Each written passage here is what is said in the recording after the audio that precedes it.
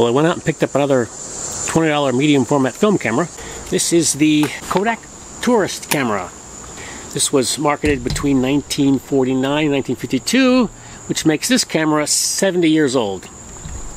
This model, back when it was new, cost $71. Now that's a lot of money for 1949, so this was a very good camera. This camera is much better than the previous three that I tested, and let's talk about this. Take 620 film, and if you're not familiar with 620 film, it's an older film format. Kodak basically took 120 film and re-rolled it into 620 film. So the film size is identical, but the spools are smaller on the 620 than the 120.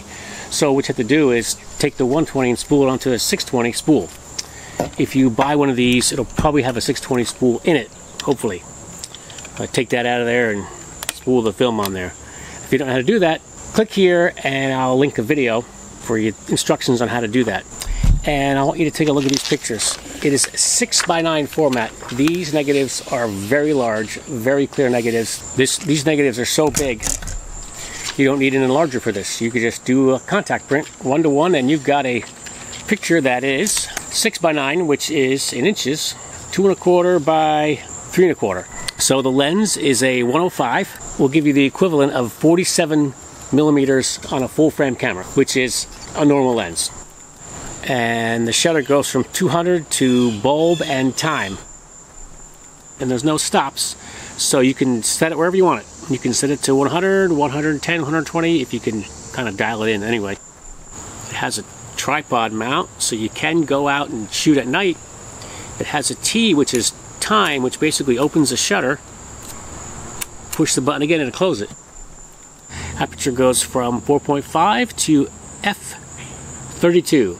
Now, generally, if you want to get sharp pictures, you want to stay in the middle. So I would suggest f8 to f16 would be probably your sharpest settings on this particular camera. In this one, the focus actually works. And the focus goes from 3.5 feet all the way to infinity. So if you don't focus this correctly, it's going to be a little bit blurry. The viewfinder is wider than the picture, so you can't aim perfectly with this viewfinder. So I went out and I brought a full frame camera with me, a full frame digital, so I could kind of shoot that first and then shoot the film camera second. Let's take a look at these images. I used Ilford HP5 Plus, 400 speed. You can see here I messed up on the focus.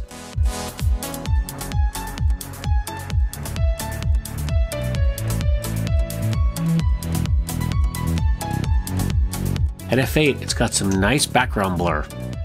Amazingly, I focused this one just right. I noticed some light leaks in the bottom right corner here.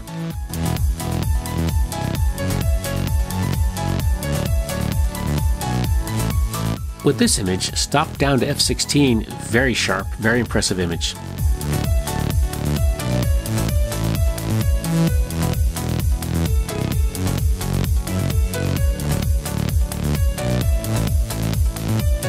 Here's my attempt at a night shot. Not too bad. You can see the light leak very clearly here.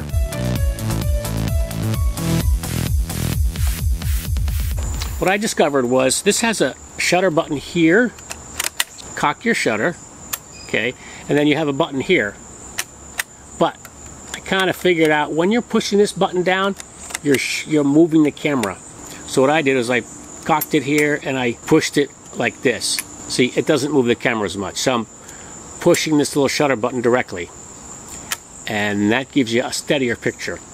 So in summary, this camera will give you great results, but it takes a lot of thought and preparation to get those results. So I wouldn't recommend this for a newer photographer. A little more seasoned photographer would probably be a smarter choice for this camera. For a newer photographer, I recommend a simpler point and shoot. My Falcon Mini, click here for that review. This camera so far is my best camera in all my reviews, but it's a lot of work to get good photos out of this camera. So that is my summary, and thank you for watching, and please click the like and subscribe button to help support this channel. Now grab some friends and go take some pictures.